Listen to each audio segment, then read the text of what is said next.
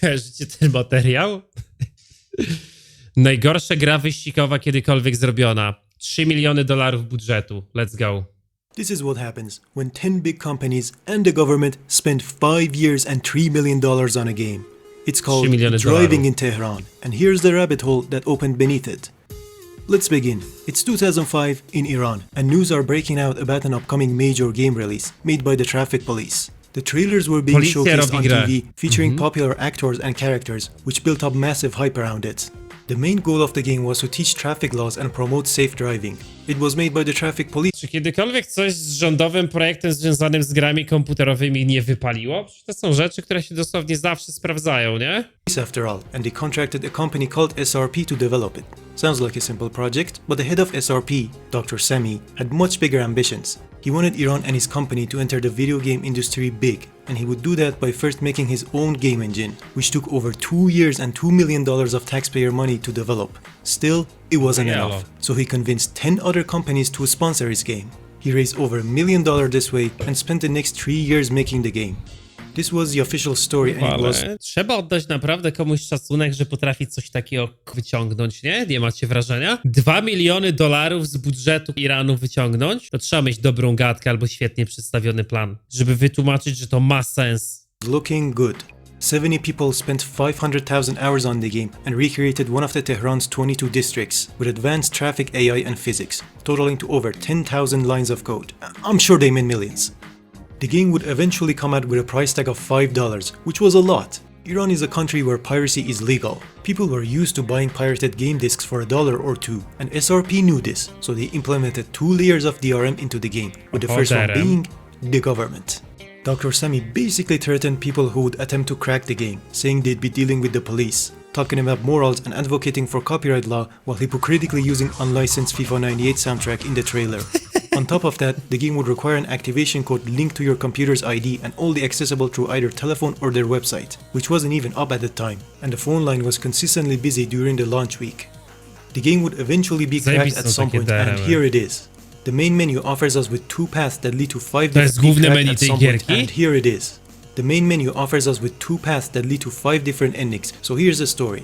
This guy owns a taxi company, with his employees consisting of Sia and Hutan families. The Hutan family are the good guys. They get paid minimum wage to make this guy lots of money. The Sia family, however, is more ambitious. They feel like they're not compensated for years of hard work at the taxi company, so they decide to meet the owner in the countryside and discuss business.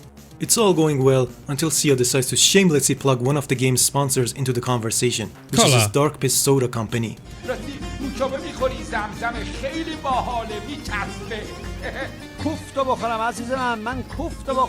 The owner goes mad as a result, and Sia leaves with the goal of taking over the taxi company. The owner, along with Hutan, get in a car and chase after him. In the Hutan path, we're presented with a choice of 5 vehicles, all of which are made by the largest automobile manufacturing company in Iran. ICO is the biggest sponsor of this game, so much that they removed every other car. For example, there's a Mercedes in the trailer and game files that is nowhere to be found in the final release. Even the cover car used to be different. The ICO rabbit hole goes much deeper, but for now, let's start the game using this insult of an automobile. Jakie to byłoby niesamowite, bez kitu, jakby w Polsce ktoś coś takiego odwalił, nie? Naprawdę. Serio, ja czekam, kiedy w Polsce pojawi się jakiś pierwszy duży gamingowy projekt, który zgarnie w chuj siana z podatków i no zakończy się w takiej formie. This is just the beginning. The gameplay speaks enough of the car handling. They crank the gravity all the way up, which in racing games is a lazy move to make the cars more stable, and even that is not enough in this game. But considering these cars are made by ICO, I'd say it's accurate. Anyways, you'll see advertisement billboards every 50 meters or so, and these are actually the sponsors of the game. What surprises me is that they somehow convinced the marketing teams of 10 big companies to pay tens of thousands of dollars for a virtual billboard. And this was in 2005, in Iran. They sold NFTs at a time when the average person didn't know what internet or video game means. We reached the end of the level after a minute of driving and move on to the next one. Zajebiste te poziomy. That's Sia. I'm guessing this was intended to be a chase scene, but ended up being something that is gonna chase me through my worst nightmares. We then reached the taxi company with the game transitioning into the taxi mode. Can you guess which button here starts the next level? Maybe the giant start button? Nope, that actually quits the game. Someone tried to prevent you from... Kurwa, ty jaki fenomenalny UX design, żeby w momencie odpalania poziomów mieć przycisk do wyłączenia gry. From witnessing the Kurwa, horrors czemu to- ahead, but I was unfortunate enough to find the real start button, so here we go. A cutscene doesn't play after the loading. Here it is from the game files. Hutan finds out that Sia and his family took all but one of the taxi vehicles, so instead of reporting them or going after them, he decides to keep working as the dumbass taxi driver that he is. Powiedz The jako game dziecko. Ja ciekawy jestem, ile osób kiedykolwiek na grach się sparzyło, bo ktoś im polecił jedną grę, odpalili gównianą grę i na tym się zakończyło i nigdy więcej już nie usiedli do gier komputerowych, nie? basically turns into propaganda, telling you to earn money through legal means and obey traffic laws. But they mean it. In the taxi mode, you cannot go above the speed limit. If you crash the car, you lose money. If you break traffic laws, you get fined. But the most interesting thing is what happens when you run over pedestrians. The game crashes. It doesn't reset or show a game over menu, it simply quits. And before it does, No it yellow. briefly shows up a message saying, you shouldn't play with people's lives. This was their idea of a video game. Obey the law, don't kill digital pixels, no fun allowed. They unironically made something that is best described as an anti-video game, and we're not even halfway through. Zajebista To fizyka. finish this level, you need to collect 200,000 tomans through fares, which at the time would have been worth $200, but right now it's worth 4. Each fare gives you 2,000 tomans on average, so you need to pick up 100 passengers to kurwa, progress. jaki grind. If that sounds boring, it gets a lot worse because each car crash costs you money. Not only the car somehow handles worse in the taxi mode, but the traffic cars simply ignore your existence and crash right into you. I też dostajesz, nie? Okay, just keep an eye out for traffic and invisible objects, but that's not easy with the game's tiny field of view and render distance. It's like the original Driver that came 7 years before this game, and that game had sizable cities. Here, you get like 2 short streets of Tehran. That's less than 5% of the district that they promised to recreate. 1.5 million photos taken. Let's check that claim. Well, they did the bare minimum of turning those photos into No, ale textures yes, and then kurwa. carelessly slapped them on 2D sprites with zero lighting. As a result, the game barely feels 3D.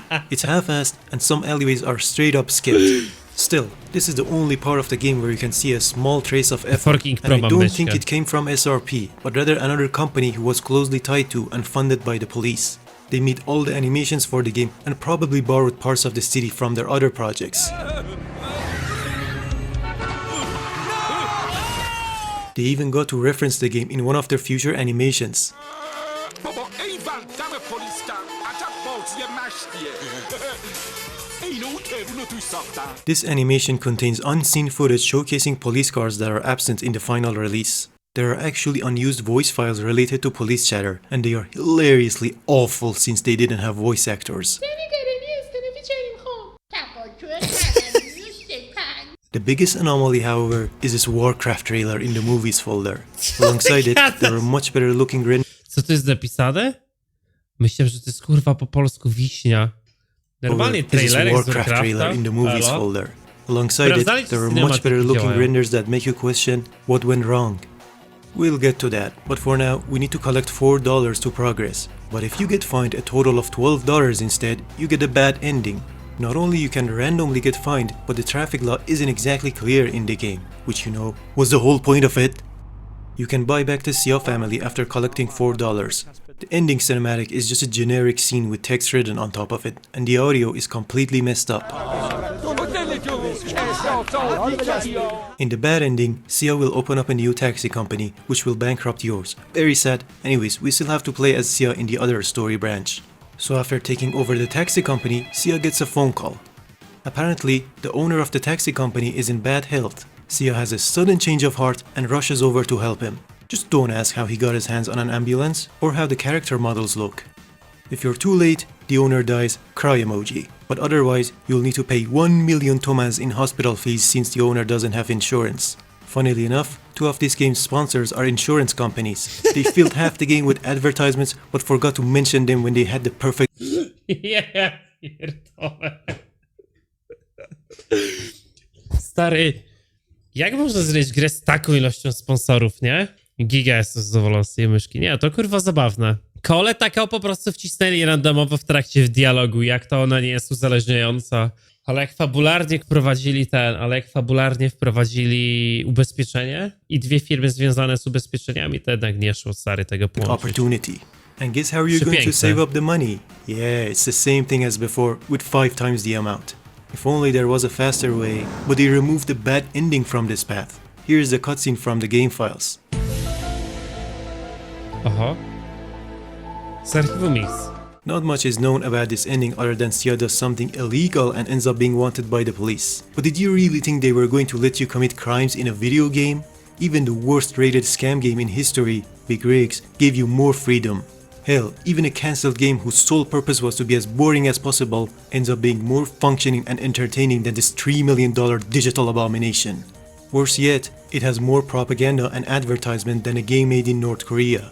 These were the 3 games you would think of when it comes to the worst racing games, but now, Driving in Tehran easily takes that title. This was just the main disc though. The second disc of this game was supposed to be about track racing. In most copies, however, this disc was blank and is believed to be lost media now. But according to forum posts, it was just a poorly modded version of Need for Speed 4 from '98. 5 years of development and all they did was steal another game. They even stole the mod. The national game engine that was supposedly built from the ground up was also a lie. The main executable of the game is a simple flash player and the rest are made using a basic open source engine. They just ripped off this vehicle physics demo and replaced the models with shitty Iranian cars. Except these cars aren't even Iranian, which gets us back to Ico. They contributed so much to the game that they have a dedicated movie accessible in the main menu.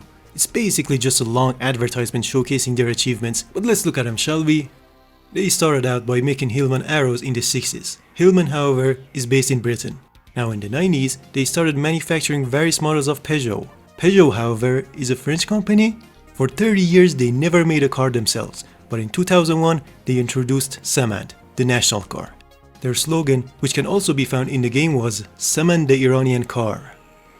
So was it? Samand takes most of its components from the same old Peugeots. They called it a new car, when in reality it was just a reskin of something they didn't even make themselves. Even to this date they're pulling the same shit, and it's not cheap. These 30-year-old jalopies go for over $9,000 new, which is roughly 3 years worth of average income if you somehow ignore the rapid inflation. And despite this, the company keeps losing money.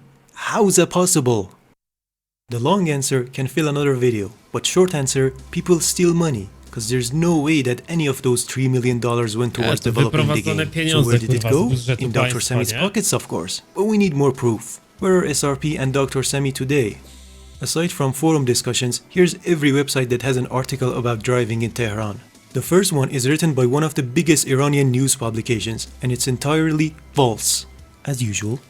They claim the game was translated to 2 other languages and have won an international award in a summit that isn't about video games before the game was even released. There's also the archived version of SRP's website that remained up until 2008. They claim to have made another game, but I found no evidence of it anywhere else. Same goes for their other projects. It seems like their entire portfolio was built up on lies told by Dr. Sammy, who is even more mysterious. The only surviving information about him are from No co jak co, no trzeba mu przyznać, że miał jaja coś takiego odwalić. these 2 websites where he was briefly interviewed and made those bogus claims about the game and its copyright. But this is where the trail ends. Overall, this game was used to embezzle over $3 million from large corporations and the government. And to this date, no one knows anything about it. Don't look at me, this was just your average video laughing at bad games. But it fell way deeper. As it turns out, SRP's address is publicly available, so I thought to pay a visit. It went horribly. At first, the building Nie pierdol, że typ tam pojechał. seemed to be a medical clinic because it had a plaque with doctor names written on it. I took these photos and I was just about to have another look around until the door opened. A guy came outside and asked me if I was looking for someone.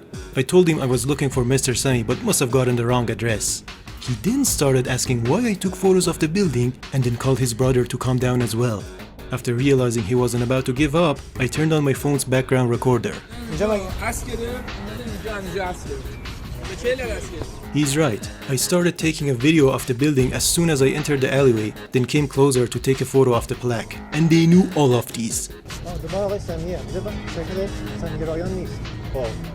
They demanded ID and kept questioning me about the photos, which was weird. Even in Iran it is legal to take photos of public spaces, but they weren't really making sense. and nor was I due to panic, which is probably why they let me go so easily in the end, but not before forcing me to delete the photos I took, which I later recovered anyways. If you want full details, this whole encounter is on my second channel, but let's break down the important points. First, they had me on their CCTV the moment I entered a public alleyway. Why?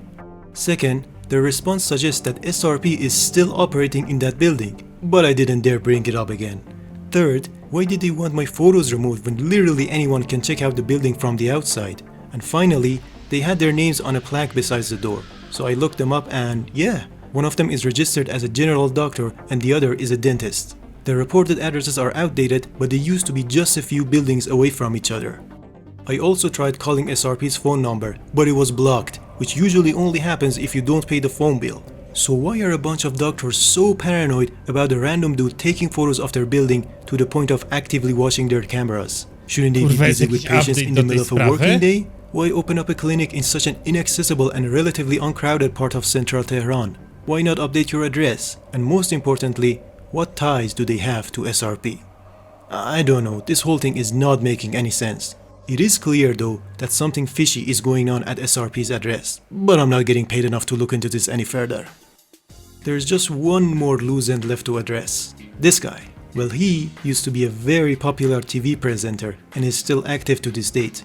I emailed him asking if he remembers anything, but got no response so far. This digital abomination can now be downloaded from the Internet Archive, but there's a high chance you won't be able to run it on modern systems. Good. In the end, Driving in Tehran managed to scam everyone while still managing to look good to the general public. And 17 years later, another game would follow in its footsteps. No. Kurwa, dobre, stary. Śmieszna sytuacja. To ciekawe w sobie, jak się zakończy to z tą filmą Olgi Tokarczuk, nie? Tam jest jakikolwiek update? Więcej o tym, jak się to nazywało, wy pamiętacie? Sprawdzałem ostatnio. No. Zatrudniają jednego programistę, resztę to artyści. Okej.